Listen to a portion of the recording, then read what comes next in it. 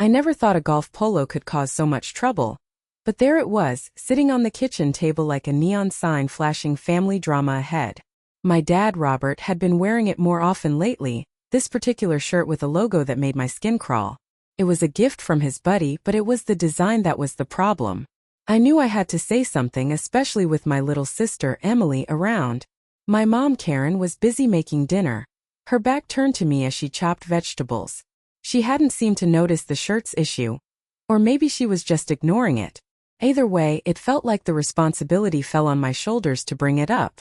Emily, only 11, was in the living room, blissfully unaware as she watched cartoons. I took a deep breath and approached my dad, who was sitting across from me, scrolling through his phone. "Dad, we need to talk about that shirt," I said, trying to keep my voice steady. He looked up surprised. "What about it?" It's not appropriate," I began, choosing my words carefully. "Especially around Emily." He frowned, clearly not understanding. "It's just a shirt, Chloe." I glanced towards the living room, ensuring Emily was still occupied. "It's not just a shirt. The logo, it's offensive." Robert sighed, a hint of frustration creeping into his tone. "It's a joke, Chloe. Just some harmless fun." But it wasn't harmless, at least not to me. The logo's crude humor was something I didn't want Emily exposed to. At her age, she was impressionable, and I wanted to protect her innocence as long as possible. "Dad, you know how kids are. They pick up on everything." He chuckled, dismissing my concern. "You're overreacting." I felt my patience thinning. "Would you want Emily wearing something like that to school?" That question seemed to give him pause. He put down his phone and looked at me, really looked at me. "Of course not," he admitted after a moment. "Then why is it okay for you to wear it at home?" I pressed, trying to make him see my point. He sighed again, this time more heavily, like the weight of my words finally hit. I guess I hadn't thought about it like that.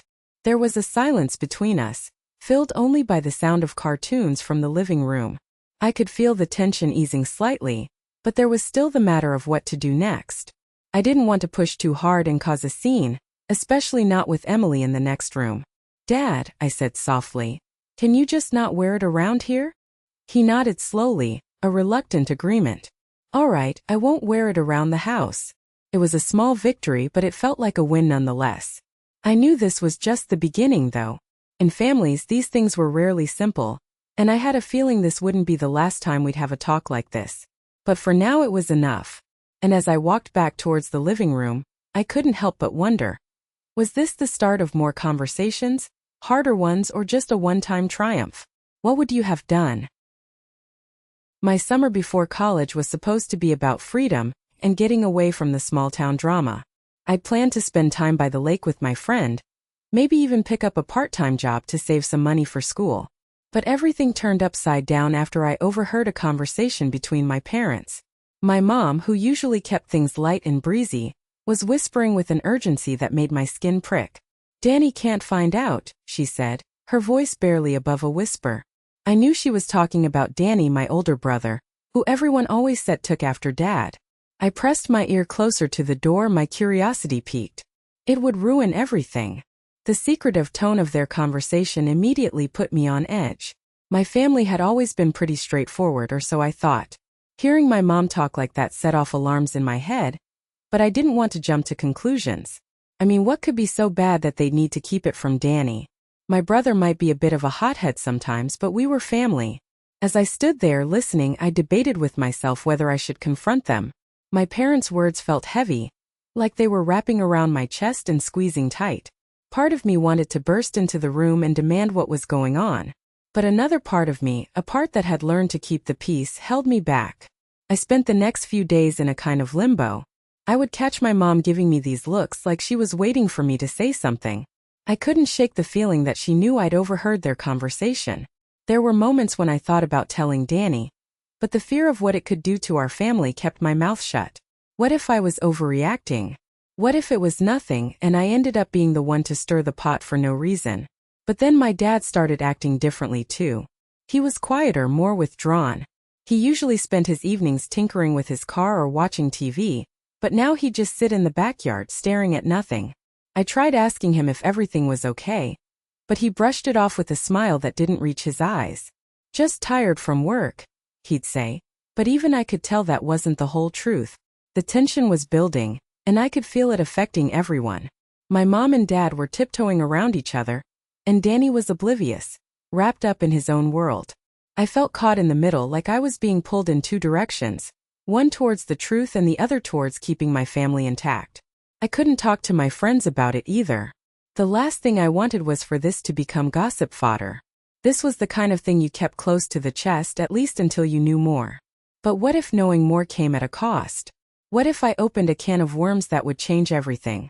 As the days dragged on, the weight of what I knew, or rather what I didn't know, started to become unbearable. I found myself walking around with this constant anxiety, like I was waiting for the other shoe to drop.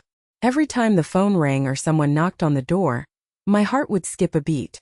I'd never imagined that a single overheard conversation could have such a ripple effect.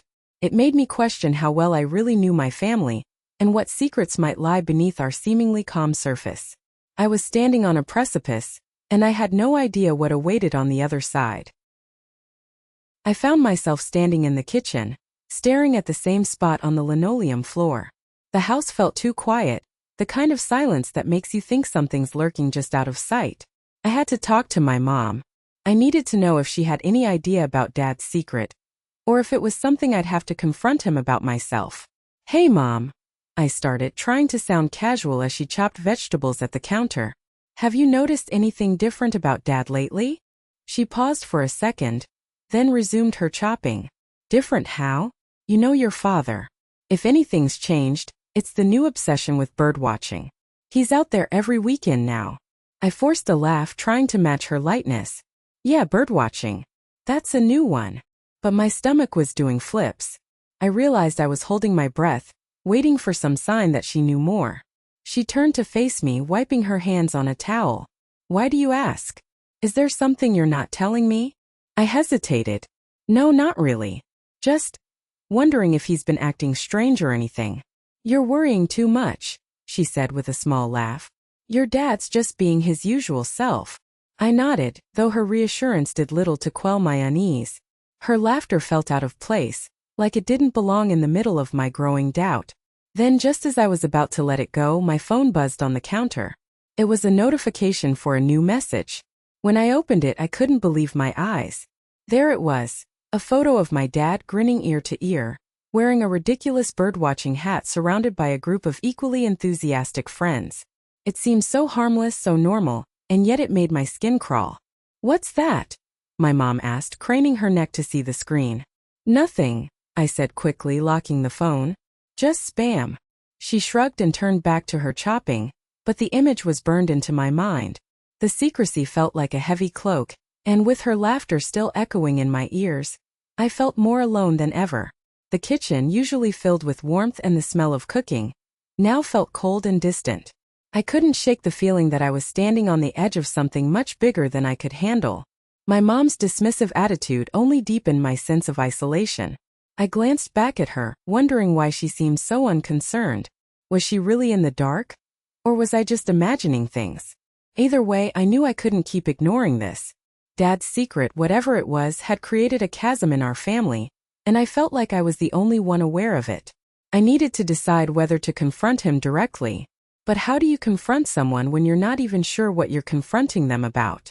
With a sigh, I picked up the phone again, hoping for clarity but finding only more questions. I found myself in the hallway, trying to shield my little sister from the secret that was eating away at me. She'd been babbling about her school project as we walked, her backpack bouncing with each step. But then she noticed the shirt I was trying to hide behind my back. "What's that?" she asked, her eyes wide with curiosity. I hesitated, not sure how to explain. "Oh, it's just one of Dad's old shirts," I said, trying to sound casual. But I could see the suspicion growing in her eyes. "Why are you hiding it?"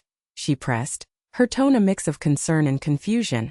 I could have told her a lie, something about it being a surprise or a gift, but something about her earnest face made it hard to fabricate stories.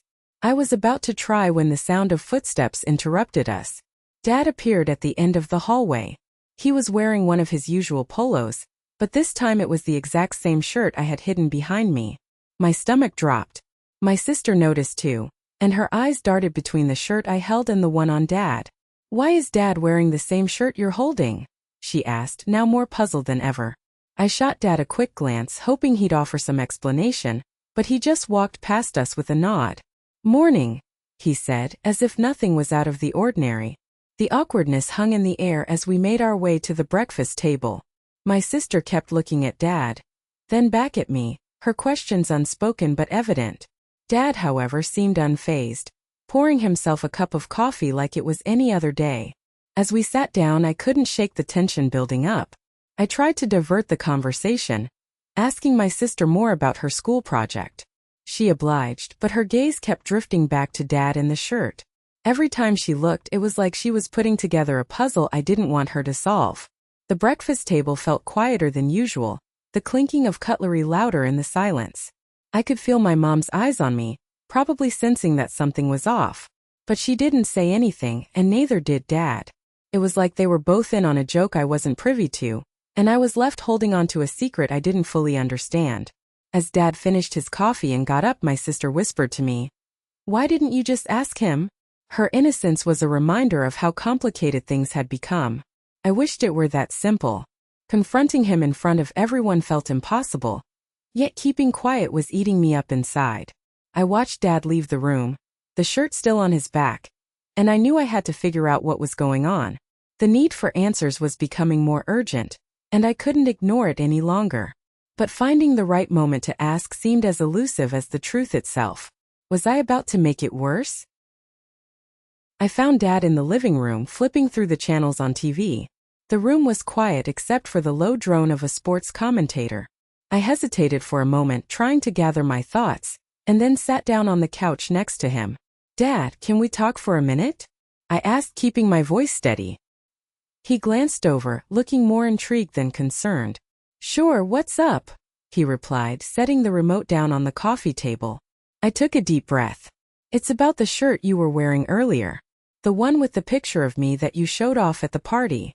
I tried to keep my tone light, but internally I was bracing for his reaction. Dad chuckled, shaking his head.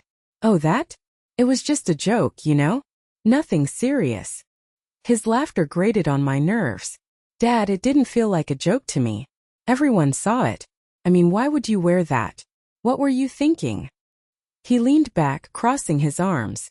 "Come on, you know me. I like to get a rise out of people. It's harmless fun." I pulled out my phone and opened the group chat, the one that had exploded with messages and reactions after the party. Swiping through the photos, I found the one I was looking for. It was a picture of Dad standing proudly with that shirt, with all the laughing emojis and snarky comments from my so-called friends. "Look at this, Dad," I said, handing him the phone. "This is how funny it was to everyone else." He took the phone, his eyes narrowing as he scrolled through the messages. For a moment I thought maybe he understood. Maybe he'd see how out of line it was. But then he handed the phone back to me, unfazed. "People need to lighten up," he said dismissively. "You can't take life so seriously all the time." "But Dad," I insisted, feeling a mix of frustration and disbelief. "It wasn't just about the shirt. It's about you not thinking about how it made me feel." It was embarrassing. He shrugged, picking up the remote again. "If you can't laugh at yourself, then what's the point?" I sat there stunned. His nonchalance was infuriating. I had hoped for an apology or at least some understanding. Instead, he was doubling down, brushing off my feelings like they didn't matter. The room felt smaller, the silence heavier. Part of me wanted to keep arguing to make him see my side. But another part wondered if it was even worth the effort. Would he ever really get it? I stood up, feeling a knot of frustration tighten in my chest. "I just wanted you to know how it felt. That's all," I said, my voice barely above a whisper. As I walked out of the living room, I couldn't help but wonder. Was I expecting too much from him? Maybe he'd never change. And maybe, just maybe, I was beginning to accept that. The drive to the school was quiet, filled with the kind of silence that made every little sound feel louder. My kids sat in the back, absorbed in their own worlds, while I tried to focus on the road. The morning was dull, but the routine felt like a small relief. Turning onto the street near the school, I noticed our neighbor, Mrs. Jenkins, walking her dog. She saw us, paused, and then her expression shifted into a frown. It was as if she had read all the headlines plastered over our family drama. Her disapproval felt like a spotlight, and I suddenly wondered how many others had noticed. "Mom, is something wrong?" my daughter asked, pulling me back to the car. Her voice was so earnest, filled with that innocent curiosity only a child could have. "Nothing, sweetheart," I replied, trying to keep my voice steady. "Just thinking about stuff." We pulled into the school parking lot where the chaos of drop-off was in full swing. Kids spilling out of cars, parents in a rush, the usual morning chaos. But today everything seemed sharper, like there was a lens focused on us. As they unbuckled themselves, my son asked, "Do people at school know about everything?" His question caught me off guard and I hesitated. "I don't think so," I said, though even I wasn't convinced. "But even if they do, it doesn't matter. Just be yourselves, okay?" My daughter looked up at me, her eyes wide and searching. "Is it okay, Mom? I mean, is everything really okay?" I forced a smile, though it felt heavy on my face. "Of course it is. You guys just focus on your schoolwork and have fun." They nodded, but the weight of their uncertainty hung in the air as they got out of the car. I watched them walk towards the school entrance, backpacks bouncing with each step. My heart felt like it was caught in a vice, squeezed by the reality of what they might face. As I sat there, a lingering thought crept in. Had I underestimated how this would affect them? The stakes were higher than I had imagined, their world potentially tainted by the ripples of adult mistakes. The school bell rang, and the last of the stragglers hurried inside. I took a deep breath, trying to shake off the unease. The car felt empty and still, a stark contrast to the swirling thoughts in my head. There was no turning back. The kids were in the thick of it now. I could only hope I was doing enough to shield them from the fallout. What would you have done? Would you have said more, or was silence the better path? I wasn't sure, but the questions lingered as I drove away. Mrs. Jenkins' frown etched in my mind like a warning sign. As I merged back into traffic, the road seemed to stretch endlessly, mirroring the uncertainty ahead. I pulled away from the school, but the questions wouldn't leave me alone. How much had my kids overheard at home? I knew they were perceptive, often picking up on things I thought I'd hidden well. The radio played softly, but it was just background noise to my spiraling thoughts. As I stopped at a red light, I noticed my hands gripping the steering wheel tightly. I loosened my grip, trying to calm down. "Breathe," I told myself. "Just breathe." The light turned green and I moved forward, though my mind was still stuck in place, replaying Mrs. Jenkins' expression over and over. Back at home, the silence was almost comforting. I sank into the couch, staring at the ceiling. The walls seemed to close in, whispering reminders of everything that had gone wrong. I reached for my phone, scrolling through messages, hoping for distraction. But every ping felt like a reminder of the chaos swirling around us. A message from my sister popped up. "How are you holding up?" Her concern was genuine, but it felt like another weight on my shoulders. I typed back a quick, "We're managing." But it didn't feel true. Still, what could I say? That things felt like they were unraveling and I had no idea how to stop it. The doorbell rang, pulling me from my thoughts. I wasn't expecting anyone, so I peeked through the window, spotting my friend standing there. She waved, a tentative smile on her face. "Hey," she said as I opened the door. "Thought I'd check in on you." "Thanks," I replied, stepping aside to let her in. We sat in the kitchen, the familiarity of her presence soothing some of my anxiety. "How are the kids doing?" she asked, her voice gentle. I sighed, running a hand through my hair. "They're asking questions. I don't know how much they know, but they're definitely aware something's off." She nodded, understanding. "Kids are smart. They pick up on more than we think." "I just hope they don't blame themselves," I admitted, my voice barely above a whisper. "I don't want them carrying this around." Her hand reached out, covering mine. "They won't. As long as they know you're there for them, they'll be okay." Her words were comforting, but deep down the doubt lingered. Could I really protect them from the fallout? As we talked, the room felt warmer, the tension easing just a bit. But as my friend left, the silence returned, and with it, the questions.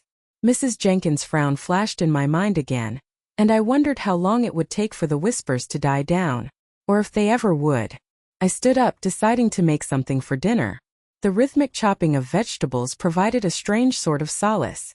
There was something about the normalcy of cooking that helped ground me, even if it was just for a moment. The house was quiet, but my mind buzzed with thoughts of what lay ahead. I knew I couldn't shield the kids from everything, but maybe, just maybe, I could guide them through it. As I stirred the pot, I made a silent promise to myself. I wouldn't let them face this alone. Was I about to make it worse? Dinner was nearly ready when Dad came over. As usual, his presence filled the room before he even spoke. "Smells good," he said, peering over my shoulder. I nodded, not sure how to bring up what I needed to say. We set the table in silence, the clinking of dishes the only sound. The kids were in the living room, their laughter a backdrop to my racing thoughts. I knew I had to talk to him, but the words felt heavy, stuck in my throat like an unchewed piece of meat. "Can we talk for a minute, Dad?" I finally asked, my voice more steady than I felt. He raised an eyebrow, clearly curious but not concerned. "Sure, what's up?" he said, sliding into the chair across from me. I took a deep breath. "I just wanted to set some boundaries." I started, choosing my words carefully. "The kids are picking up on the tension, and it's not fair to them." He frowned, confusion flickering in his eyes. "What do you mean?" "It's just family etiquette," I said, trying to frame it as gently as possible. "When you're around them, can we keep things more positive?" His face softened, but I could see a hint of defensiveness. "I'm not trying to cause trouble," he replied, his tone almost apologetic. "I know," I said quickly. "It's more about creating a good environment for the kids. They notice more than we think." I hoped it didn't sound like an accusation because that wasn't my intention. But I needed him to understand how important this was. He paused, considering. The silence stretched, filled only by the distant sound of cartoons from the next room. His pause felt like an eternity, but I held my ground, not wanting to rush him. Finally, he nodded slowly. "All right. I can try to be more mindful," he conceded, his voice softer now. The shift in his demeanor was palpable, and I felt a glimmer of hope. "Thanks, Dad. It means a lot," I said, relief washing over me. I could feel the tension in my shoulders start to ease. We had reached a small understanding, and that was progress. He leaned back in his chair, a new perspective in his eyes. "You know, you're doing a good job with them," he said, surprising me with the compliment. I smiled genuinely this time. "Thanks, I'm trying," I replied, a sense of gratitude warming my chest. This conversation might not solve everything, but it was a step in the right direction. As we called the kids to the table, I felt a weight lift off my shoulders. Maybe this could work after all. And maybe, just maybe, the whispers would finally start to fade away. He stood up, glancing toward the kitchen where the pot was almost boiling over. "Better take care of that," he said, pointing with his chin. I quickly moved to the stove, grateful for the distraction. Stirring the sauce, I felt the warmth of our conversation linger. It wasn't perfect, but it was a start. "Hey, can you grab the bread from the oven?" I asked. I wanted to keep him engaged, keep the air clear between us. He nodded and grabbed a towel to pull out the loaf. "Smells like Mom's old recipe," he commented, placing it on the counter. "Yeah, I found her cookbook last month," I said, trying to keep the conversation light. "Thought I'd give it a go." He chuckled, a sound that was rare lately. "Mom would have liked that," he said, a touch of nostalgia in his voice. I could almost see the memories flickering behind his eyes. The kids ran in, their feet thudding against the floor, breaking the moment. "Can we eat now?" my youngest asked, eyes wide with anticipation. "Almost," I replied, glancing at Dad, who was watching them with a softened expression. Their innocence was a reminder of why this effort was worth it. As we sat down, I noticed the way he interacted with them, more careful now. His laughter was less forced, his words more thoughtful. It was subtle, but enough for me to notice. Dinner went smoothly, the usual chaos of spilled milk and giggles filling the room. Dad told a story from his childhood, something about a mischievous adventure with his brother. The kids hung on every word, eyes wide with wonder. I watched him as he spoke, seeing him in a new light. Maybe he was trying in his own way to make things better. I hope so. After dinner, as I was clearing the table, he lingered. "You know," he started, hesitating for a moment, "life's too short for grudges." I nodded, stacking plates. "Yeah, it is. I just want them to remember the good stuff."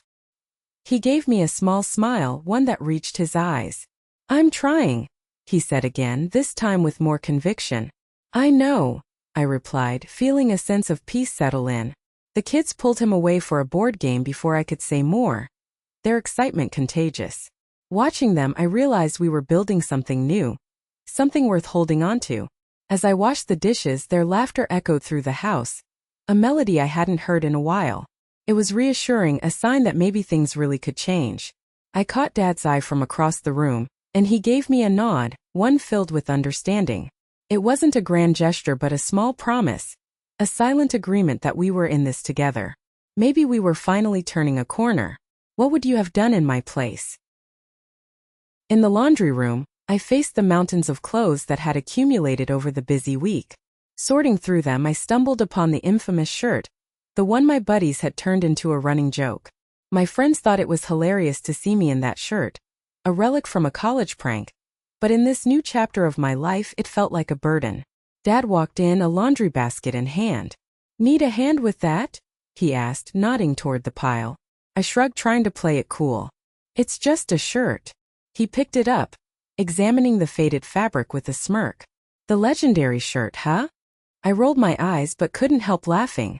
"Yeah, legendary for all the wrong reasons." As Dad folded clothes, he casually slipped the shirt into a donation bag. It was such a simple action, but it felt like a statement. I was about to protest, a reflex to defend the past, but then I paused. Maybe letting go was exactly what I needed. "You sure about that?" I asked, watching him tie the bag. He nodded, his expression turning serious. "Sometimes you gotta let go to move forward. Besides, I think it's time we make some new jokes." His words struck a chord. I realized that clinging to old laughs meant staying stuck in old patterns. "You're right. New jokes, new rules." I agreed, feeling a weight lift off my shoulders. We started talking about laying down some house rules, especially around humor. Jokes should be fun, not something that ties you back to past mistakes. "No more using old stories as ammo," Dad suggested. "We all get a fresh start." I nodded, appreciating the clarity. "And maybe keep the laughter aimed at the moment, not at each other," I added. It felt good to set boundaries, to create a space where everyone could thrive. The thought of telling my buddies made me slightly nervous. Would they understand? What if they don't get it? I wondered aloud. Dad chuckled reassuringly. "They will if they're really your friends. Besides, it's not like you're banning fun." With the shirt tucked away, we finished folding the laundry. It was such a mundane task, yet somehow I felt more connected to this place, this new life we were crafting together. I realized it wasn't just about clothes or jokes, but about building an environment where we all felt comfortable and respected. As we wrapped up, I felt a strange sense of peace, like I was finally stepping into a role I was meant to play. Dad gave me a pat on the back, his silent way of saying he was proud. The shirt was just a piece of fabric, but letting it go was a step toward something better. I was ready to face whatever was next, armed with new rules and a clearer sense of who I wanted to be. Would my friends understand? Would the new rules stick? Only time would tell, but for now, I was content with the progress we'd made. Epilogue. Dad finally retired the infamous polo shirt, which had seen better days. We shared a laugh the last time he wore it at a family barbecue, with my sister quipping, "Dad, if you love it so much, why don't you frame it?" He chuckled, acknowledging it might be time for it to become a collector's item. With the shirt gone, we needed to address boundaries around jokes and adult humor in front of the kids. My brother-in-law was notorious for his off-color jokes, and it was clear we needed some house rules. I calmly suggested to the family that we should be mindful of the little ones and save certain jokes for when they weren't around. Surprisingly, Dad and my brother-in-law were receptive, leading to a noticeable change in our gatherings. Conversations became easier, and the kids were less likely to repeat embarrassing things. This experience taught me the importance of speaking up and setting boundaries without confrontation. It was about clear communication and realizing that addressing issues constructively can lead to positive changes.